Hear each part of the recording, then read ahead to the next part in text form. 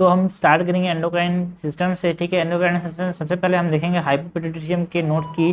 तो हाइपोपिट्यूटरिज्म से हमसे पहले तो यहाँ पे जानना जरूरी है कि पिट्यूटरी हार्मोन, पिट्यूटरी ग्लैंड से हार्मोन कौन से निकलते हैं यार। तो एक हमारे पास है एंटीरियर पिट्यूटरी, एक है पोस्टीरियर पिट्यूटरी। एंटीरियर पिट्यूटरी से कौन कौन से हार्मोन निकलते हैं? ग्रोथ हार्मोन, TSH, जो भी क्वेश्चन है उसमें ये मेंशन जरूर करना यार। FSH, खास तो हाइपोपिट्यूटरिज्म वाले क्वेश्चन में FSH के बाद LH, फिर प्रोलैक्टिन, फिर ACTH।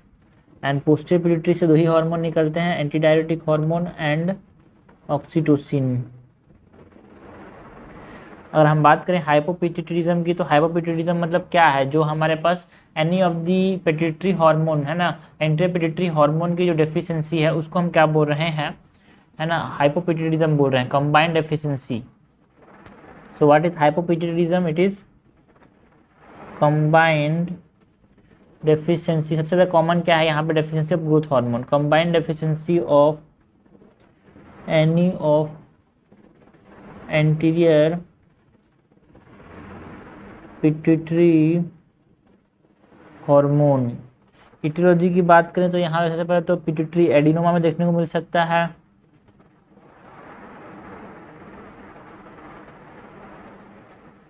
ओके, इंजरी अगर हो गया तो उसमें देखने को मिल सकता है हेड ट्रॉमा, दैट इज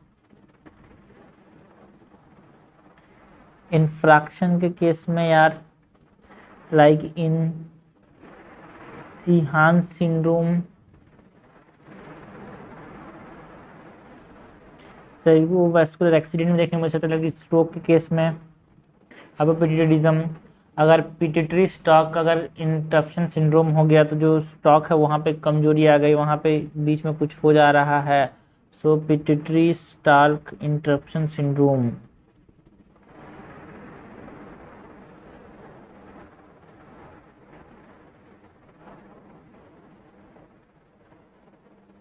तो हमारे पास हाइपोपिट्यूटरिज्म देखने को मिल सकता है। अगर सेला सिंड्रोम, एम्प्टी सेला सिंड्रोम यार, नाम से समझ आ रहा है यहाँ पे पिट्यूटरी नहीं होगा। कुछ जेनेटिक डिफेक्ट्स में भी हमारे पास क्या देखने को मिल सकता है? हाइपोपिट्यूटरिज्म देखने को मिल सकता है।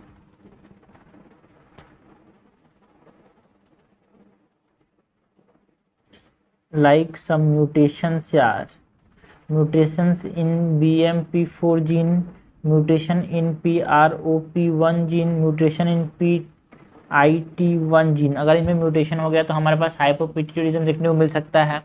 नाउ अगर हम बात करें कि पिट्यूटरी हार्मोन की जब कमी हो जाती है तो क्लिनिकल फीचर्स की अगर हम बात करें तो सबसे पहले जो सबसे ज़्यादा कॉमन है कि किसकी कमी हो जाती है? ग्रोथ हार्मोन की। उसके बाद सेकेंड मोस्ट कॉमन FSH की कमी होना, फिर LH की, फिर TSH की, एंड सबसे कम है ACTH का कम होना हाइपोपिट्यूटरिज्म में। अगर LH और FSH कम हो गया, LH और FSH अगर कम हो गया तो क्या देखने को मिलेगा? हाइपोगोनाडिज्म,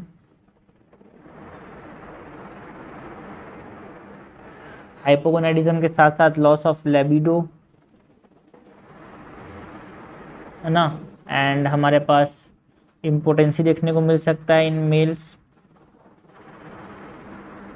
फीमेल केस में एमिनोरिया देखने को मिल सकता है यार, एंड इनफर्टिलिटी एंड ऑस्टियोपोरोसिस दोनों में देखने को मिल सकता है।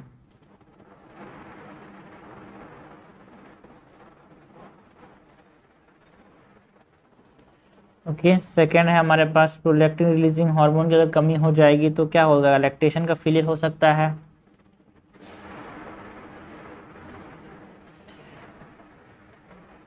अगर TSH की कमी हो गई तो हमारे पास फीचर्स ऑफ हाइपोथायराइडिज्म देखने को मिलेंगे।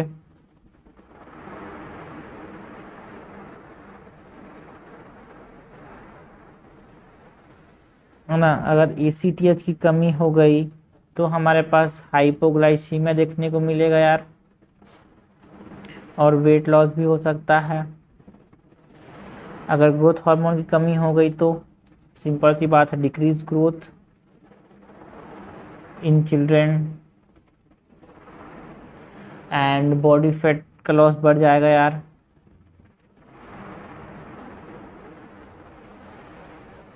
सो ये हमारे पास क्लिनिकल फीचर्स हैं regarding different type of hormone, अगर कमी हो गया इनमें तो, है ना, तो हमने देखा LH, PRL, TSH, ACTH, GH।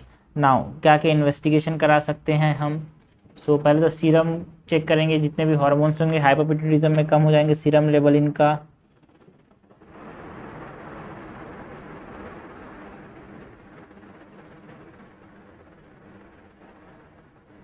कम देखने को मिलेगा, है ना। हमारे पास corresponding hormone stimulated by pituitary जो है वो भी कम हो जाएंगे यार। लाइक सपोज करो कि ये जाके TSH जाके कोई और हार्मोन को रिलीज कर रहा है, तो वो जो हमारे हार्मोन से वो भी कम हो जाएंगे। Corresponding hormones stimulated by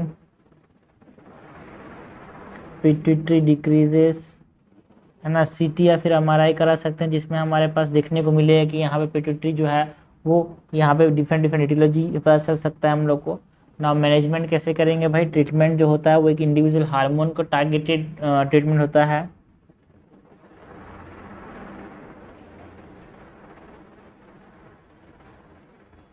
okay, suppose करो किसी का ACTH डेफिशिएंसी हो गया है, सो उसमें हम क्या देंगे? हाइड्रोकोर्टिसोन देंगे यार, है ना। अगर हमारे पास TSH की डिक्रीज हो गई है तो उसमें हम क्या देंगे? टी थायरोक्सिन देंगे, सॉरी L थायरोक्सिन देंगे,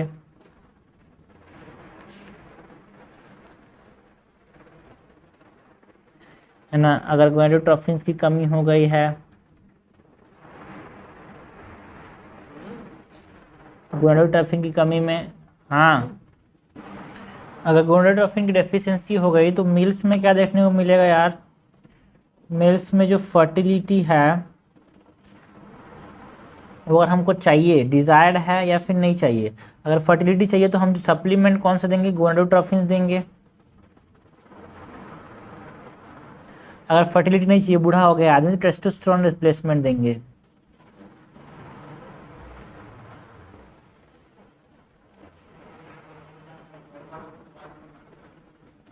फीमेल्स के अंदर अगर हमको फर्टिलिटी, यंग एज फीमेल है, फर्टिलिटी हमको चाहिए या फिर नहीं चाहिए, अगर चाहिए तो गोनाडोट्रोफिन्स देंगे, है ना। और प्रोलैक्टिन और पल्सटाइल GLH देंगे।